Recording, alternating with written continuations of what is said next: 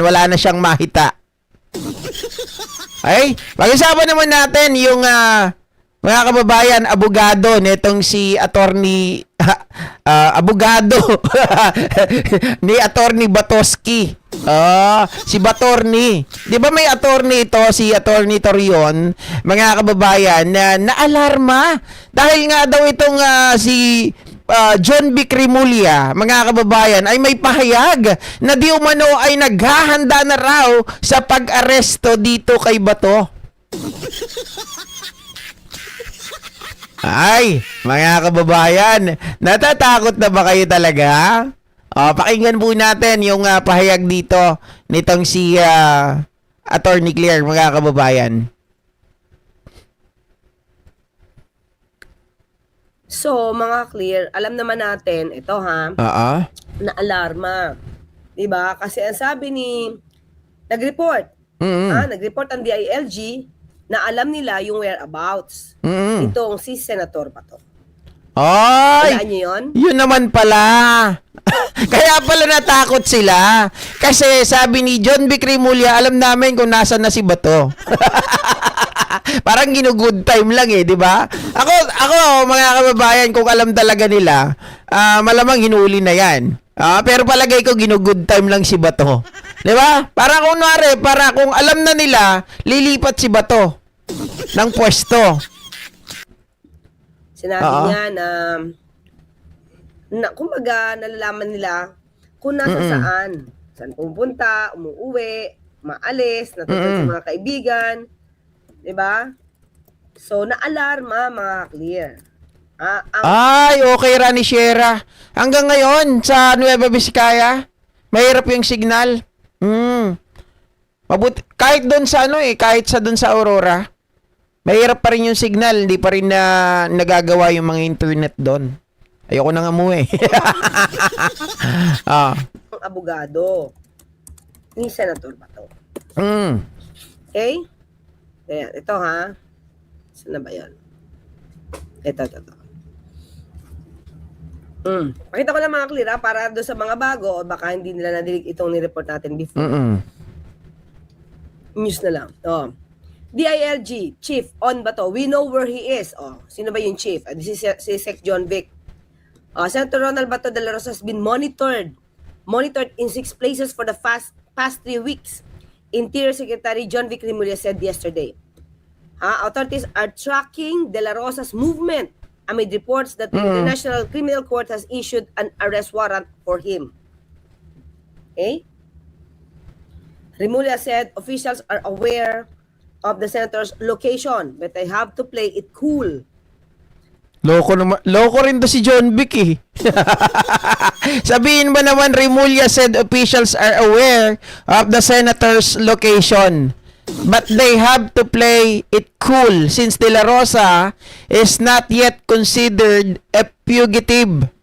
Kumbaga, mga kababayan, alam na, kumbaga parang na-track na nila kung nasan talaga si De La Rosa. Kaya lang, hindi pa naman siya pugante. So, hindi pa siya pwedeng hulihin. Mga kababayan, pero kapag hawak na siguro ni John Vic Rimulya yung warrant of arrest from the ICC, then that should be the time na talagang hulihin na nila. Kasi sabi niya gano'n na they have to play it cool first, mga kababayan. Parang, ano muna tayo, cool lang muna.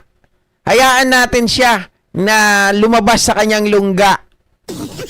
Hayaan lang muna natin siya. Total, alam naman na natin. Natatrack na natin kung saan siya nagtatago eh. So, anytime, di ba? Pwede natin siyang hulihin if in case nandyan na talaga. Kala ko ba, JP, sabi mo naniniwala ka na nandyan na yung warrant of arrest. Kung hindi pa binibigay sa DILG, anong gagawin natin? Di ba? Since De La Rosa is not yet considered a fugitive kasi wala naman pang warrant of arrest. Konfirmadong na issue na warrant of arrest. Okay? So, attorney, tumawag na po si Mr. Rico. Hindi pa eh. Jingle, hindi pa. Wala pa. Yan. So, because of this, naalarma yung lawyer. Si Senator Bato, hindi nagpapakita kung alarmado. Diba? Parang may bagong picture eh. Oo. May bagong post na kinakamusta yung kanyang apo. Okay? Oo, nakita ko rin yun. Wala naman sa isa kung magtatago siya. Oo.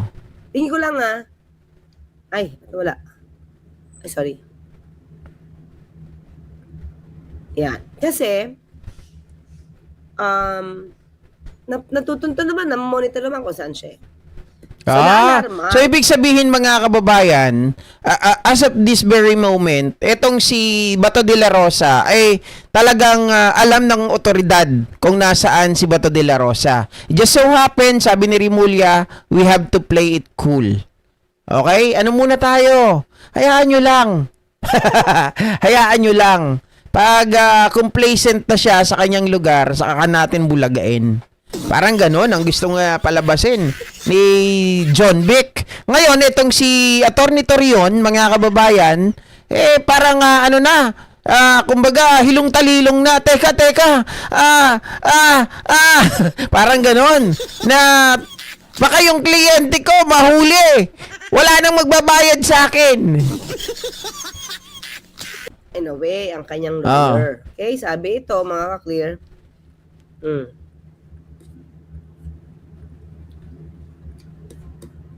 And Eto they are na. tracking his movements. Ano po ang masasabi ninyo dito? Well, it shows that they love him very much. They love him very want much. to know where he is. But I am just concerned because if it is true that there is no warrant of arrest against him, and besides, even if there is a warrant of arrest against him, we do not have the necessary legal, we do not have the necessary law as to how to properly deliver him to the Netherlands, then that is a... Mga ka-clear.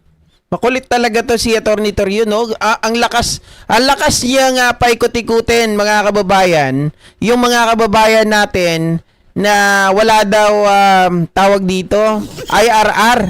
Walang iya talaga tong si Torion. Kahit kailan, oh. Oy, shoutout sa'yo, Besa, dyan sa Kamsur. Ito naman yan sa akin, Alam naman natin kung paano bang gumalaw ang Interpol. Hindi na kailangan ng rules dun. Tama. Dahil tayo ay nakikipag-ugnayan sa Interpol. Oo. Right? Mga ka-GP Natics, ang talagang, kikita nyo ganito kasi yan.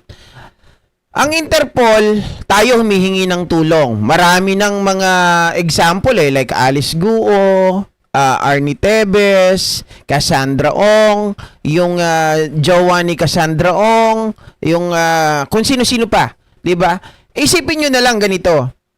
What if, mga kababayan, kung hindi tayo tutulong sa Interpol, so mayroon ba tayong karapatan na manghingi ng tulong din sa kanila in case na may mga pugante tayo na kailangan na madakip, mga kababayan? 'Di ba? Ang pangit naman nun, yung parang ang gusto mo, parang yung kasabihan, mga kababayan, di ba, dapat kailangan give and take relationship, hindi dapat take ka lang ng take. Hindi pwedeng ganun eh. So yung sinasabi ni Attorney Torion dito, mga kababayan, pampagulo lang ng isip ng mga kababayan natin yun na walang IRR, na wala pang rules na dapat sundin. Mga ka-GP Natics, wala nang ibang iisipin dyan. Ang gawin lang talaga dyan, mga kababayan, dahil surrender nga yan. Diba? Surrender nga yan. Ang gagawin lang dito, dahil nga pinahirap ni Digong ang sarili niya at yung mga kaalyado niya, dahil sila mismo ang umalis sa atin, o sila mismo ang nag-alis, mga kababayan ng ICC, inalis yung Pilipinas sa ICC. Ngayon, yung hinahanap nila na kailangan iharap muna sa competent court, mga kababayan, wala na yun. Diba? Kasi, ang usapin ng competent court, kailangan, ito yung tayo ay under pa rin, or tayo, may jurisdiction pa rin ang ICC sa atin, or tayo ay member pa rin ng ICC. Ang problema, hindi na tayo member. So, yung sinasabi nila na kahit kailangan iharap sa competent court, nababago na yun. Yung competent court na yun, hindi na yung local court natin. So, kung sa akin kasi medyo pinapalabo lang yung Oo. usapin na to eh. Tama. Ilang beses na tayong humiling ng tulong sa Interpol? Mm. Alice Goo, Teves. Marami na. Marami na tayong hiniling na red notice. Ma'am Jenny Ramos. So, ibig sabihin, alam ng Pilipinas ano yung rules. Mm. Pag tumugon sa Interpol, kung paano rin tumugon pag nag-request ng tulong ang Interpol. Oo. Alam na, Yan yung sinasabi natin na dapat give and take, mga kababayan. Hindi pwedeng take ka lang ng take. 'Di ba? Ang pangit nun.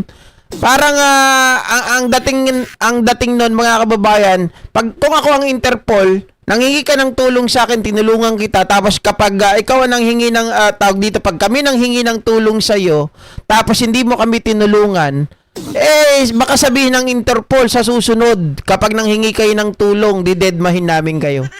'Di ba? Oh. natin na yan. Di ba? Law enforcement ang Mm. local law enforcement ang magpapatupad niyan. Tama. Hindi naman Interpol talaga. Mm. Kasi wala naman talaga silang law enforcement agency. Wala kailangan na yung local police natin ang talagang gagamitin yan. Sila ang magiging representante, mga kababayan. Sila ang magiging daan ng Interpol. Tawag. Mga miyembro to ng bansa. At kapag yung Interpol, yung country na miyembro ng Interpol, at natapik ang tulong, di ba? Ng Interpol.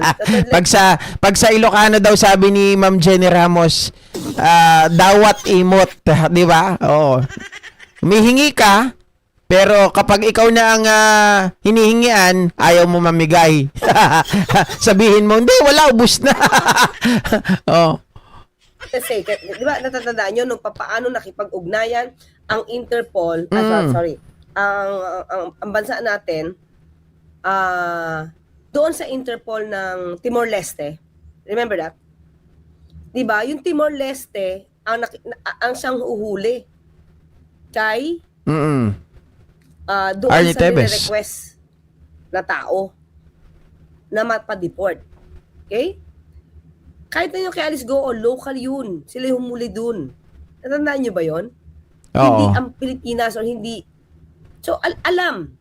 Oo, ang ginawa lang doon, mga kababayan, kung ang memory ko ay talagang maayos pa, ang natatandaan ko doon, nung hinahuli sila Alice Goo, yung local police nila ang nanghuli. Then nung nahuli nila, sinabihan pa itong si tawag dito, mga kababayan, yung tumakbo na nanalo si Abalos, kasi siya pa ang DILG secretary noon, na kailangan within 48 hours ata or 24 hours kailangan makuha na. Otherwise, i-release nila yon kasi nga walang mga kababayan, itong mga tao na to, hindi nila pwedeng i-detain ng ganung katagal dahil baka makasuhan sila. No, so ngayon lumipad kaagad-agad itong sila Abalos para kunin itong sila Alice Goo, sila Cassandra Ong, 'di ba yung mga 'yan? Kaya ang bilis po ng procedure, ang bilis po ng pakikipag-ugnayan with the help of the Interpol and with the help of local police ng lugar na pinuntahan nila na humuli dito bago i-turn over sa DILG. Hindi dapat paguluhin to. Oo. Kasi, ang Interpol ang tinatap ng ICC dahil nga hindi tayo miyembro Oo. ng ICC. Yun ang yun yung bagay na hindi po nakita ni Digong Duterte. Kasi isipin ninyo, bakit ba si Digong Duterte ay nagdesisyon at yung kanyang mga kaalyado, mga kababayan, na tayo po ay alisin na member ng ICC. Okay? Kasi nga, nalaman nila na itong sila Trillanes at yung iba pang mga grupo, mga kababayan, ay nagsampa ng kaso laban sa kanila sa ICC. So, para hindi po sila mahabol, ang remedy na naisip nila Digong Duterte ay kumalas sa ICC. But then again, mga kababayan, sa dami po ng mga abogado na nakapaligid kay Digong Duterte, and he himself, mga kababayan, ay isang abogado, pero hindi nila nakita or hindi nila napaghandaan, even though na sila po ay kumalas or ang Pilipinas ay inalis nila sa Interpol, sa ICC rather, mga kababayan, ay meron pang Interpol na pwedeng gamitin para sila ay hulihin. 'Di ba, Ma'am Susan Larzon Santos? Yun ang hindi po nakita or hindi man lang naisip ng mga legal nitong si Digong Duterte. Kaya yun ang nagpapahirap sila ngayon, sa kanila ngayon. Kasi kung nakita nila na, oy, meron pa palang Interpol.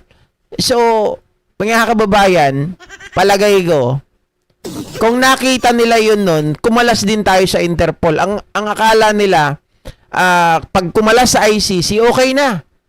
'Di ba? Ang problema, meron pang mga naiwan na deposit agreement etong ICC at ang Pilipinas na yes, wala nang jurisdiction ng ICC sa atin after nating kumalas. Pero sabi ko nga, merong deposit na usapan na kung saan ay kahit kumalas kayo sa amin, hindi nangangahulugan na totally wala na kayong responsibility. 'Di ba?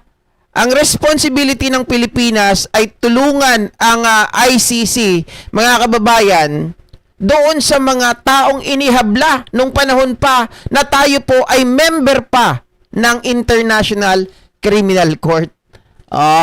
Kaya durog. Kaya walang magawa itong mga ito. Itong si Digong ay binitbit doon sa dahig. Dahil nga umalis si dating Pangulo Duterte Oo. nung malaman niyang kinasuhan siya doon. Tama. So personal interest niya yung pagkalas. Tama. Diba? Meron siyang personal reason, diba? For his own satisfaction. Exactly. Ma'am, sino ba to? Ma'am or sir?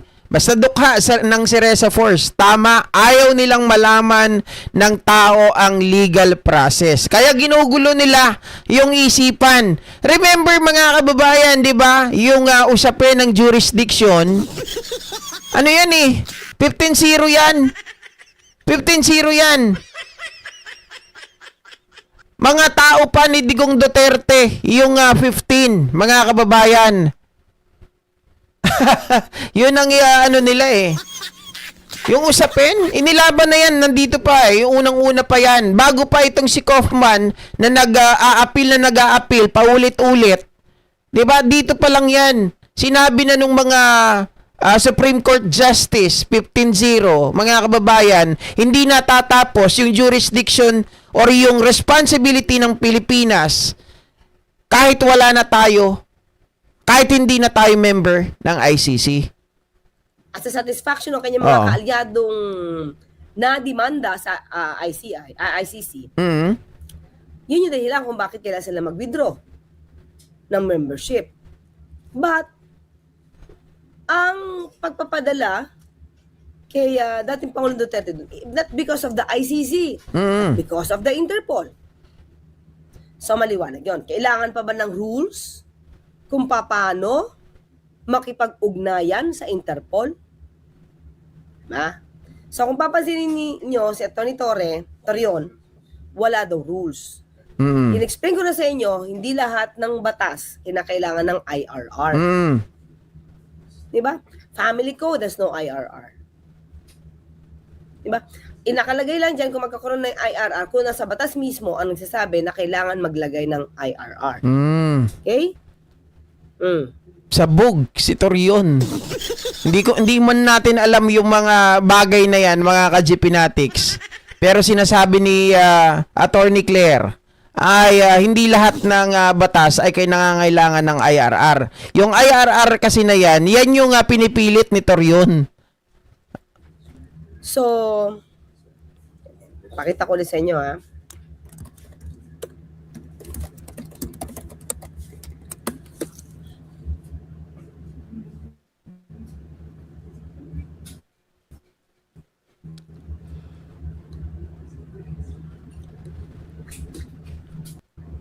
So, wait lang mga clear. prohibiting the... may IRR, pakita ko sa inyo example. Mm. Ito, halimbawa, an act prohibiting the practice of child marriage and imposing penalties for violations thereof. Ito yung sasabi nating IRR, implementing rules and regulations. Okay, so may mga case, may mga batas na hindi naman nagkakaroon ng IRR. Kasi alam naman i-implement ito. Let us see. Kaya dun sa usapin ng paggamit ng Interpol, mga kababayan, yun na mismo yung implementing rules and regulation eh. 'Di ba? Yun na mismo yung hinahanap niya na IRR eh. Ang gusto niya ata written pa. Mga ka-GPnatics, maliwanag naman yung ugnayan natin as a member ng Interpol eh. 'Di ba? Tayo dapat as a member ng Interpol makipagtulungan tayo, mga kababayan, hindi lang tayo yung hihingi ng tulong sa kanila. Dapat kapag sila humingi ng tulong, kailangan din ay pagbigyan natin at ibigay natin yung kanilang kagustuhan. Hindi po yan yung sinasabi ng iba na sinusuko natin sa foreign power, itong si Digong o kaya si Bato. Mga kababayan, yun ay responsibilidad natin bilang member po ng Interpol na kailangan tulungan natin sila dahil ang hinahanap ng mga ito, kung sila man ay ginamit, 'di ba, ng ICC, dahil ang ICC nga ay hindi na po tayo member. So, mga kababayan, yan yung yung pamamaraan nila, 'di ba? Hindi naman tayo po pwedeng tumanggi. Pwede ba tayong tumanggi sa Interpol? Nasasabihin natin, hindi namin kayo pagbibigyan. Di ang isasagot lang sa nun, sige, pag umalis na lang kayo. Pag di nyo kami pagbigyan, wag din kayo humingi ng tulong sa amin. Diba? Yun na mismo yung implementing rules and regulation. Pero hindi na kailangan ng written kasi alam natin yung obligasyon natin. 'Di ba? As a member ng Interpol, mga kababayan.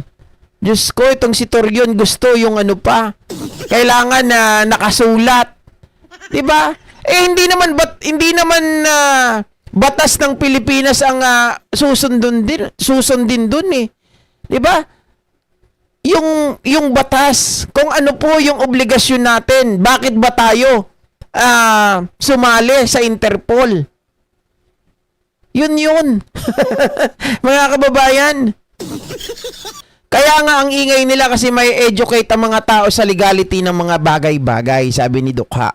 Ayaw nila malaman, kaya hindi matalino si Digong dahil hindi niya naisip ang Interpol.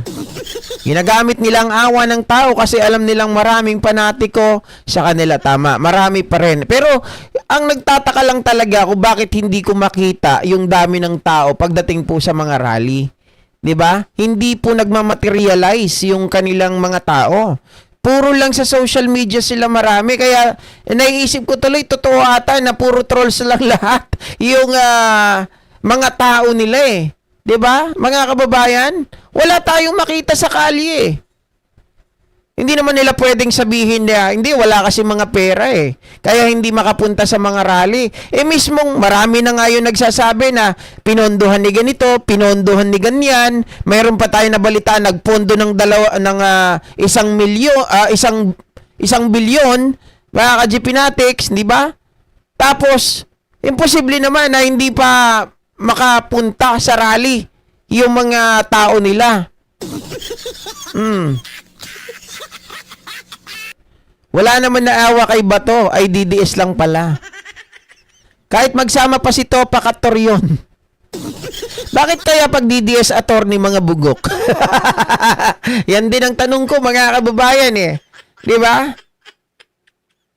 Di ba? Palagay ko, ang dahilan lang yan pera.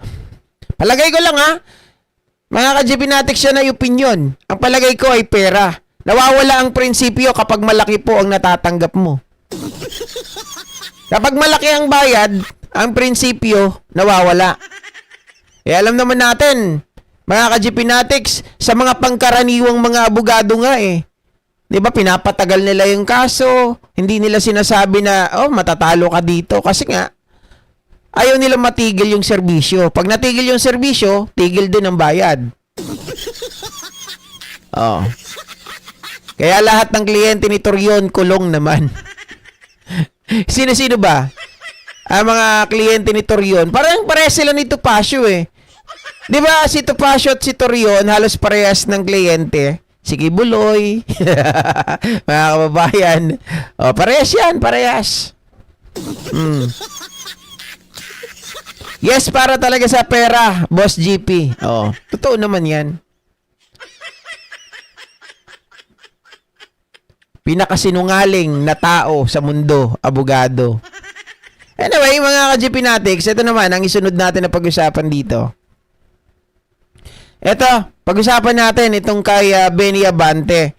Naalala nyo mga ka-GP Natics nung panahon ng eleksyon.